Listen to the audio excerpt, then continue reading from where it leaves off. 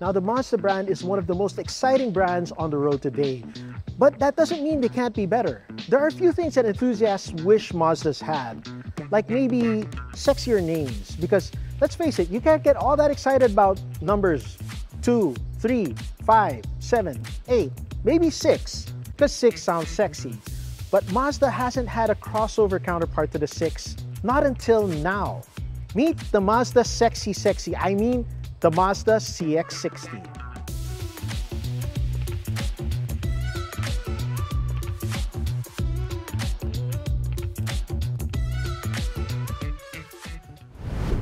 When Mazda replaced the Nagari design language with Kodo, it was fantastic.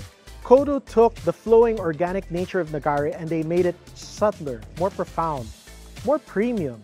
Instead of using lines crisscrossing the body to suggest motion, it uses a play of light and shadow to give a more solid feel to the design.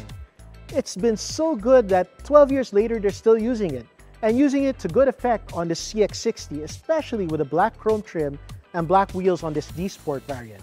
And it's got a longer hood, which is kind of strange because Skyactiv Mazdas have always had long hoods because of the packaging of the engine, but this is something special, and this badge will tell you how special it is. There is actually an inline-6 engine under the hood. Yes, this has an inline-6 engine like BMW, and like BMW, that powers the rear wheels first before the front wheels. This is a rear-biased all-wheel drive crossover that just happens to have 280 horsepower and it hits 100 kph in just 6.9 seconds. This is a strong competitor for those sports crossovers from Europe, at least on paper.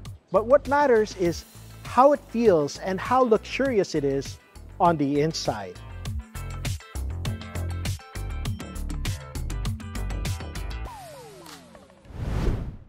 The CX-60 certainly feels premium on the inside.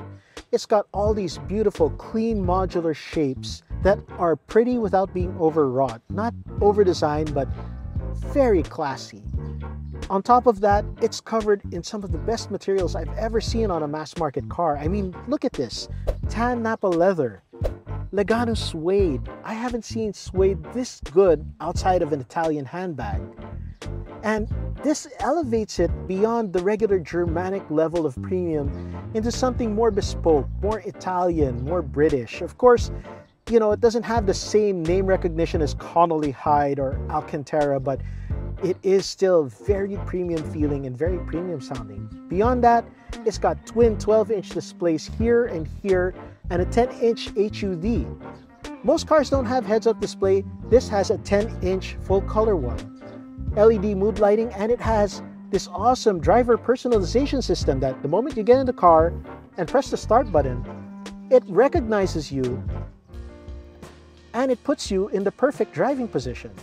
I mean, how cool is that? Now here in the back, I've got lots of space. I've got lots of elbow room. I've got lots of headroom. I've got lots of leg room. I'm not going to cross my legs because I don't want to scuff that beautiful, beautiful leather.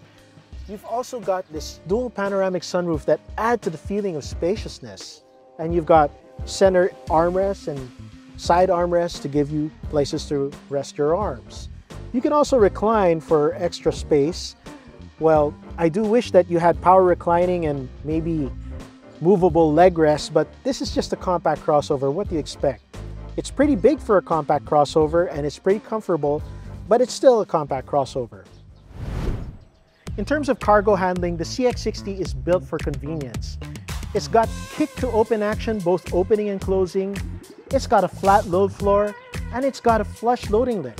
So when you lift heavy appliances or boxes onto here, you just put them on and slide them in. No more scraping, no more banging, and it's just perfect. You've got lots of tie-down points, you've got lots of lights, and you've also got a subwoofer inside the spare tire.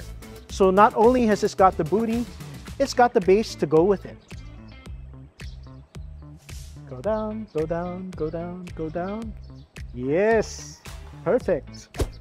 So aside from the kick to open tailgate and that subwoofer out back, you've got a lot of other toys. You've got 11 other speakers in this fantastic Bose sound system.